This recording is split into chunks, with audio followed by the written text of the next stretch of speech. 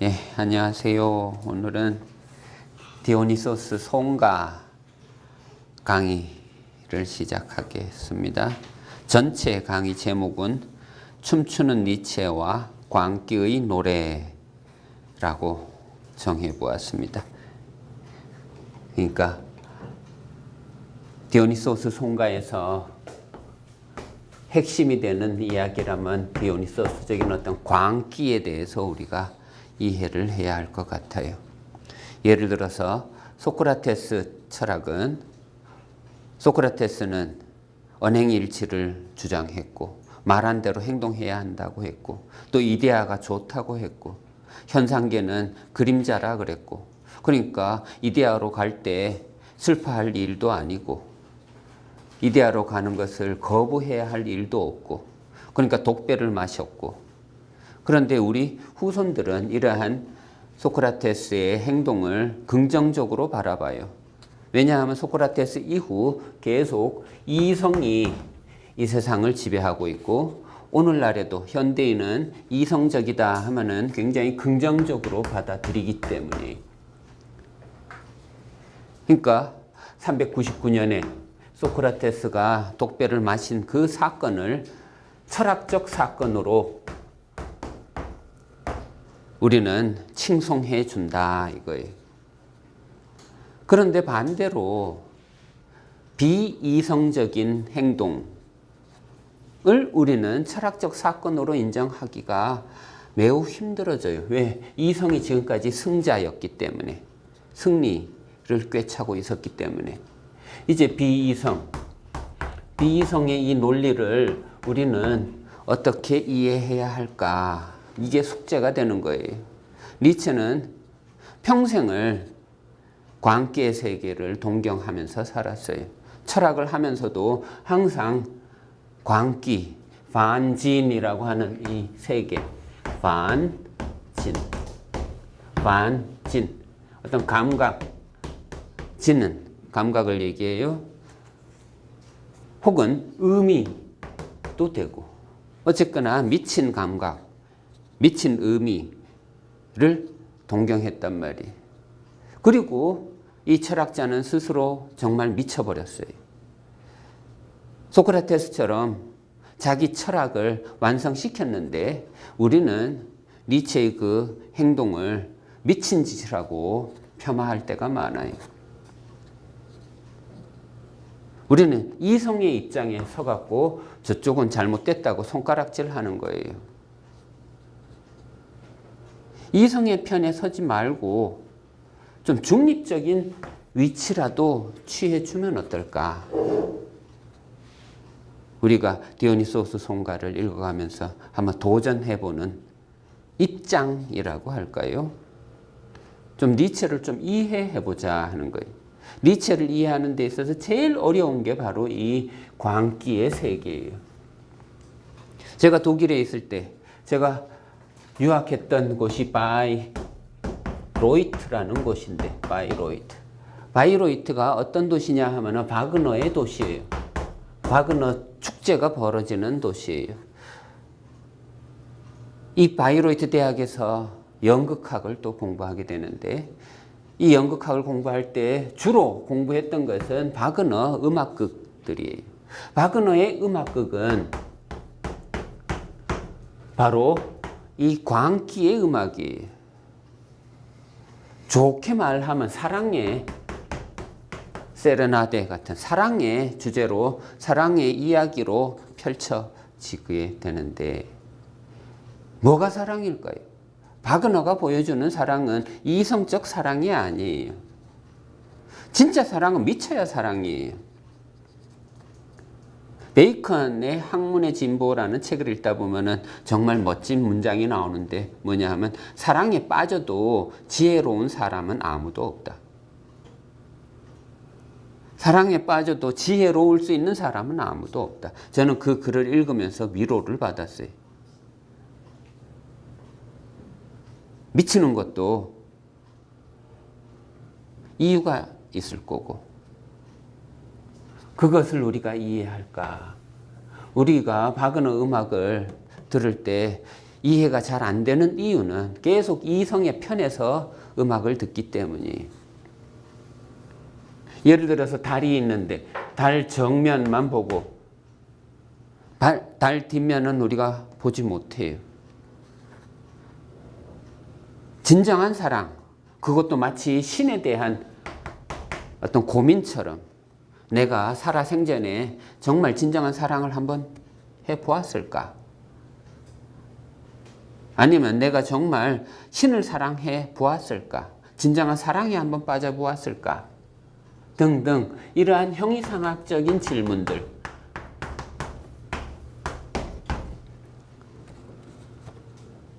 진짜 자유는 무엇일까? 끊임없이 이성은 질문을 던져요. 그리고 이성은 설명을 요구하고 그 설명에 만족해요. 근데 어느 한순간이 되면은 이러한 설명으로부터 자유로워지고 싶은 마음도 또 생겨나요. 그게 바로 광기의 순간이에요. 모든 것을 내려놓고. 여행하는 모티브도 마찬가지예요. 정말 내가 견딜 수 없으면 이 현실을 내려놓고 여행을 떠나보는 거예요. 정말 진정한 미친 짓이에요. 해야 할 일이 있고 일상이 있고, 예를 들어서 내가 의사라면은 의사로서의 직분이 있단 말이에요. 그걸 다 내려놓고 떠나버리는 거예요. 이 현실을 등져버리는 거예요. 예를 들어서 괴테가 이탈리아로 여행을 떠나요. 한 나라의 수상인데 왕 아래 최고의 권력자인데, 근데 사랑에 빠졌다가 그 사랑을 견디지 못하니까 모든 걸 내려놓고 이탈리아로 여행을 떠나버리는 그 자세. 그게 질풍노도기의 어떤 전형적인 행동이었어요. 그런데 그것을 넘어서 알프스를 넘어가면서 고전주의로 넘어가요. 우리가 이 중립을 잘 견뎌낼 때 우리는 어떤 포용적인 이분법을 완성해낼 수 있지 않을까. 예를 들어서 니체는 1872년에 비극의 탄생이라는 책을 쓰면서 처녀작인데 거기에 디오니소스와 아폴론에 대해서 설명을 해요. 거기에서 니체가 아폴론을 거부하고 디오니소스를 긍정했던 이론이 아니에요.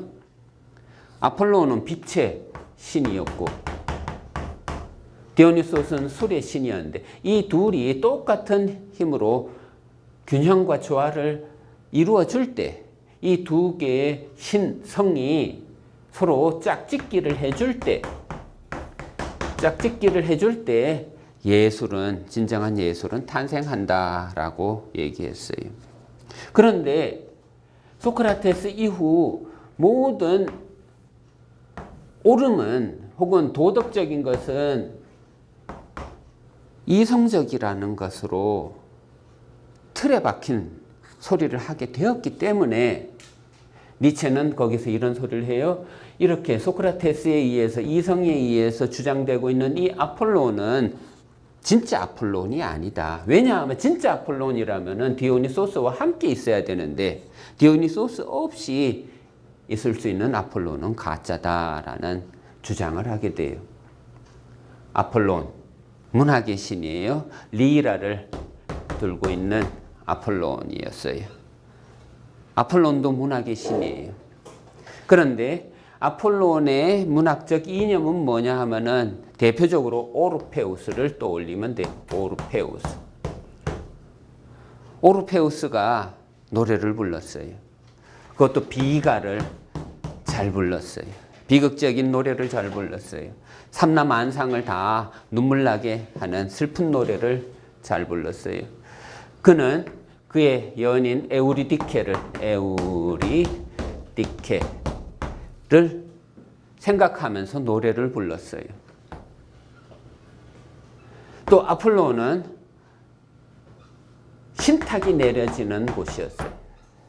즉 아폴론의 언어는, 문학적 언어는 해석이 가능하고 알아들을 수 있고 대화가 될 수 있고 의사소통이 될 수 있는 그런 언어였어요.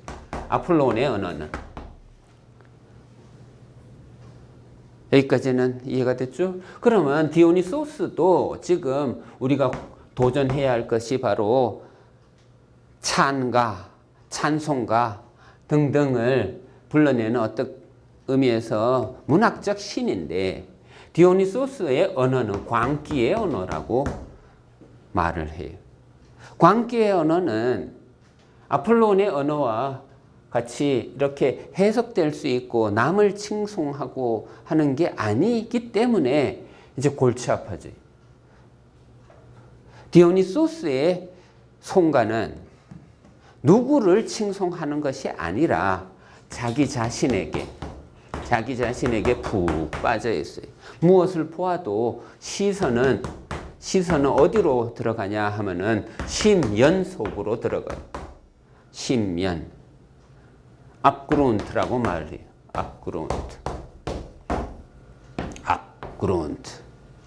그룬트 하면은 땅, 터전, 그라운드. 압그룬트 하면 그런 땅이 없는 거예요. 그걸 이제 시면이라고 보통 번역을 해요. 발을 가진 자에게 압그룬트는 그러니까 지옥과 같은 곳이. 예를 들어서 눈을 가진 존재에게 어둠은 지옥과 같은 곳이. 눈을 가진 존재에게 보이는 게 없는 그런 상황이라면은 정말 두려운 상황이에요. 똑같은 상황으로 두 다리를 가진 존재에게 이 압그룬트는 무서운 곳이. 그 시면을 들여다보는 자, 그 자가 초인이, 그 자가 자라투스트라고. 자라투스트라는 오르페우스처럼 누군가 사랑하는 자를, 자기가 아닌 다른 자를 위해서 노래 부르는 게 아니라 디오니소스는 자기 자신을 위해서 노래를 불러요. 그게 디트람보스의 핵심이라고 보시면 되고, 또 제목으로 보면은 디트람보스가, 단수는 디트람보스라고 해요. 디트람보스가 디오니소스 창가라고 얘기를 해요. 그러니까 어떻게 보면은 디오니소스 디트람벤이라고 이렇게 제목을 달아놓은 것은 반복이에요. 반복. 그렇다고 해갖고 디오니소스를 빼면은 우리 일반 독자들이 알아듣는가? 못 알아듣잖아요. 그러니까 디오니소스 디트람벤하고 이렇게 반복을 시켜놓은 거다라고 생각하시면 돼요. 그리고 이 디트람보스는 니체가 총 9편의 시를 썼어요. 그 중에 3편은 또 자라투스트라에서 인용을 해 갖고 와요. 9편밖에 안 돼요. 오늘은 그러니까 그냥 디오니소스 얘기만 하고 좀 워밍업을 한다라고 생각하시면 돼요. 아직 시로 본격적으로 들어가는 건 다음 시간부터라고 생각하시고, 그래서 총 10강이 될 거예요. 다음 주부터는 한 강의당 시 한 편을 집중적으로 살펴보는 기회를 가질 거예요. 자, 시라고 할 때 오늘 오면서 무슨 말부터 할까 고민해 봤는데, 시는 한자로 쓰면은 참 많은 걸 생각하게 돼요. 절사자에다가 말씀원자를 쓰는 게 이게 시예요. 전 대학생 때 이걸 말장난 하듯이 자주 친구들에게 말해줬는데, 뭐냐 하면 절에서 사용하는 말이야. 스님들이 하시는 말씀이 도대체 뭘까? 예를 들어서 무건수행처럼 말 없이 말을 하는 그런 언어. 예를 들어서 절에 가면은 물고기가 있잖아요. 이 물고기의 언어, 침묵의 언어. 이들은 말 없이 의사소통을 하고 있어요. 왜 절에는 이런 물고기 그림을 그렇게 열심히 그려댔을까? 이성적 존재는 말을 해야 한단 말이에요. 말로 설명을 들어야 한단 말이에요. 그래야 밝을 명자를 써갖고 명쾌하다는 말을 해요. 그런데 이렇게 말로 명쾌한 거 별로 좋아하지 않아요. 진짜 관음, 볼관자에다 소리음자 쓰는가? 관음의 세계는 소리를 보는 그런 경지라고 할까. 이런 내용을 우리가 인정만 해준다면 시적 언어는 우리가 쉽게 접근을 할 수 있을 것 같아요. 시는 일상적인 언어는 아니에요. 그렇다고 해서 남들이 사용하지 않는 언어를 사용하는 것도 아니에요. 시는 나름대로의 형식을 갖고 있고 그 나름대로의 형식 때문에 불멸이 되는 거예요. 니체가 위대한 이유는 자신의 철학을 시적 형식에 담아냈기 때문이에요.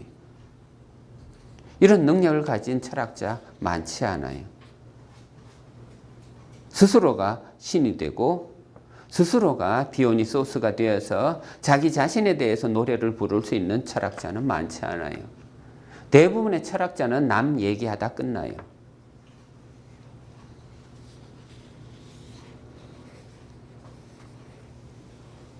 미쳐버린 학자, 광기의 철학.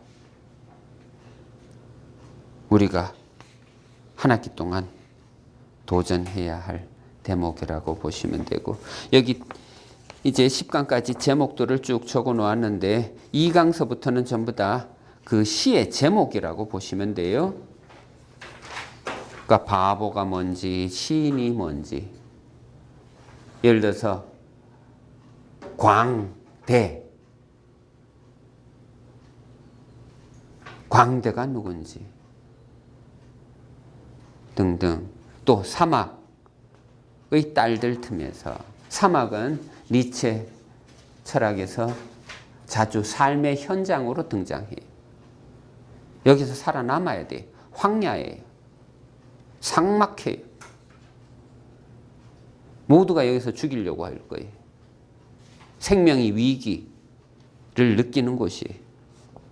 거기서 어떻게 살아가고 있는지 딸들을 통해서, 딸들을 바라보면서 깨달을 거예요. 또 최후의 의지, 마지막 의지.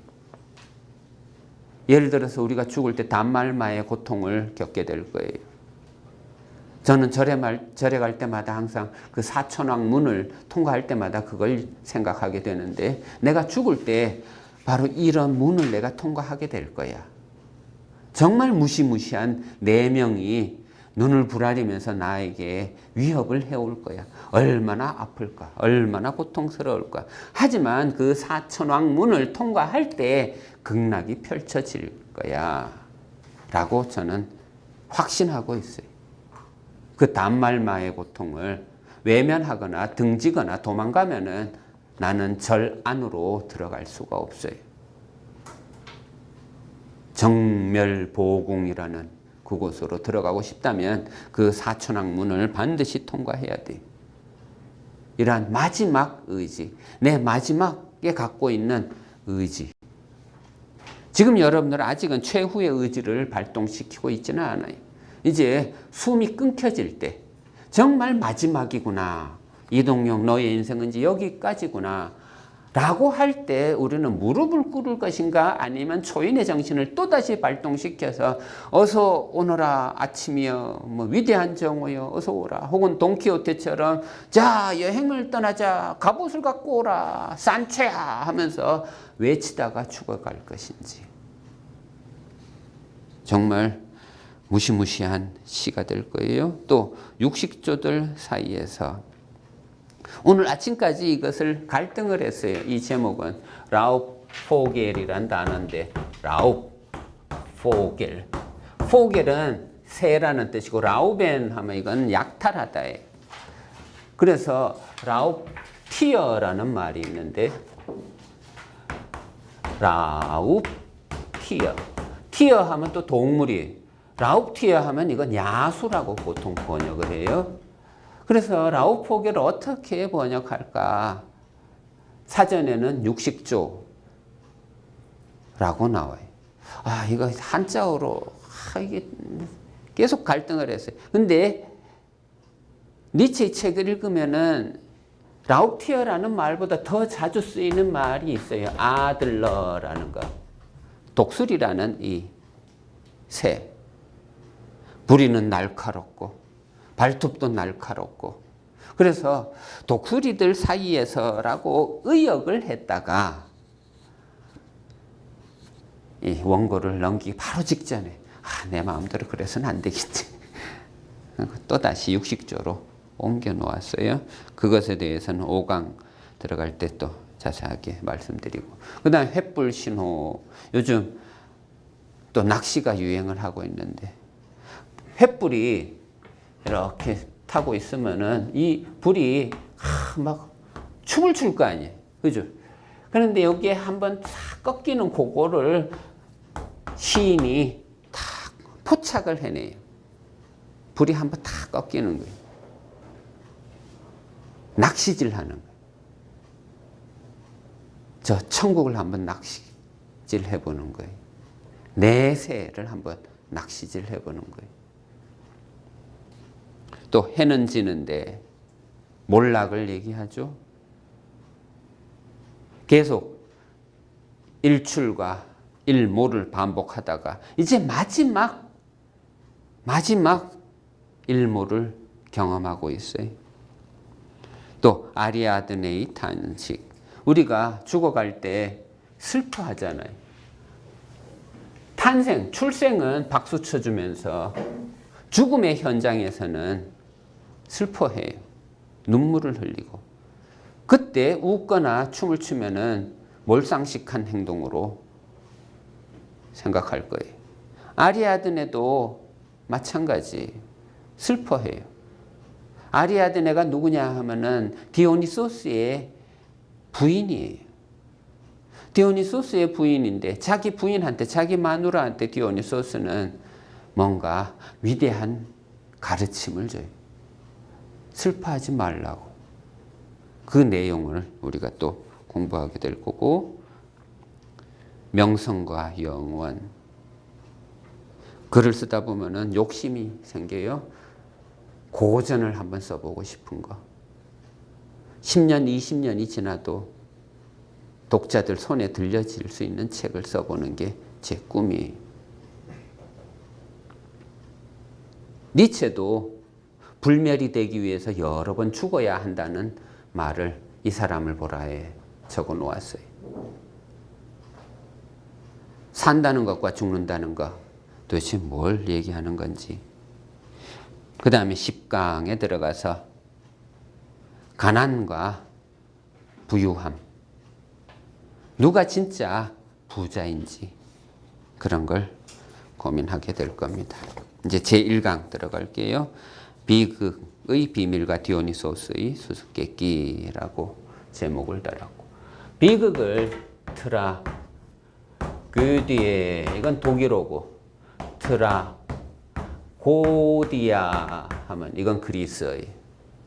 트라고스와 오데, 뭐 노래, 합창. 트라고스 하면 이거는 양, 그러니까 희생양을 말해.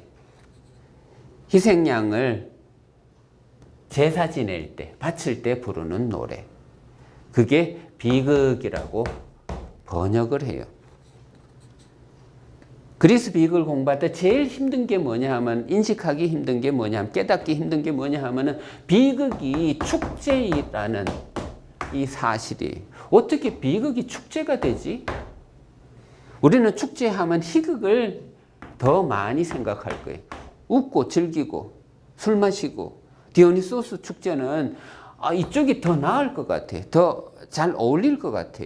춤추고 노래하고 춤추는 것은 이쪽이 더 잘 어울린단 말이에요. 우리 현대인들의 생각에는.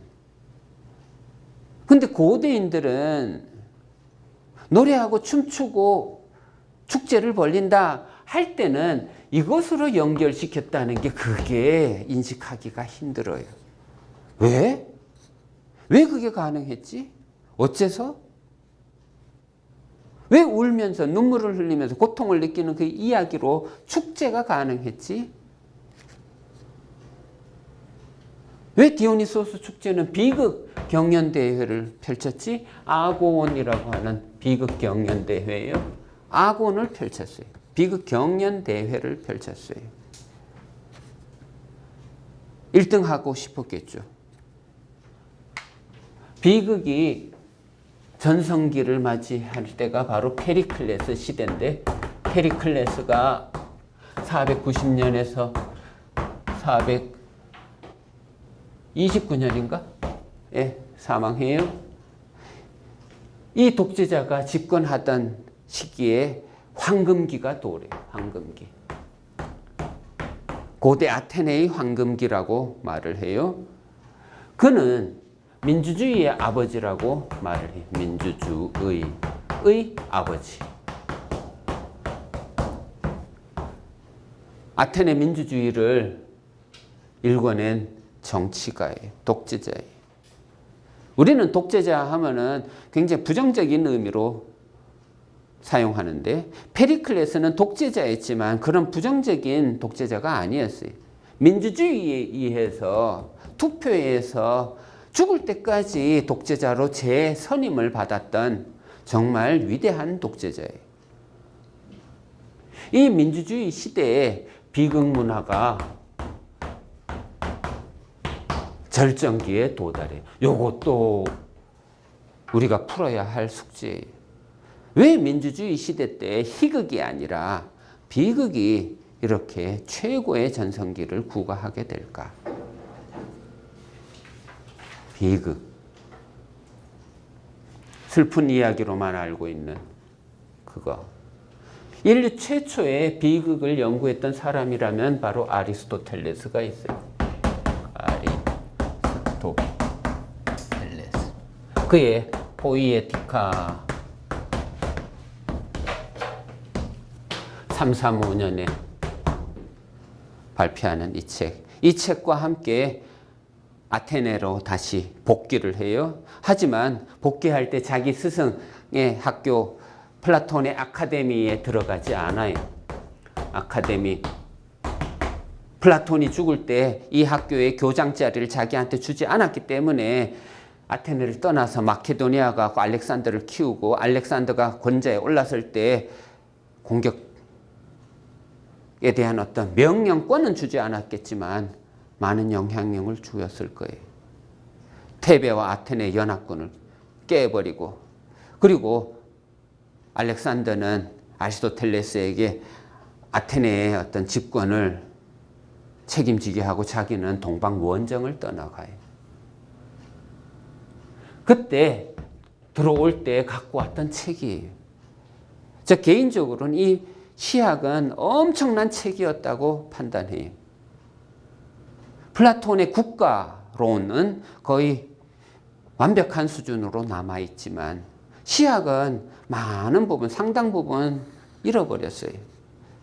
그러니까 분량면에서 굉장히 위축된 책이기는 하지만 원래는 그렇지 않았을 거야 하는 게 기호학자 움베르토 에코의 생각이었고, 그의 책 장미의 이름이라는 책을 들여다보면 이 시학이 왜 이렇게 왜소해졌는지에 대한 이유를 기호학적으로 풀어냈어요.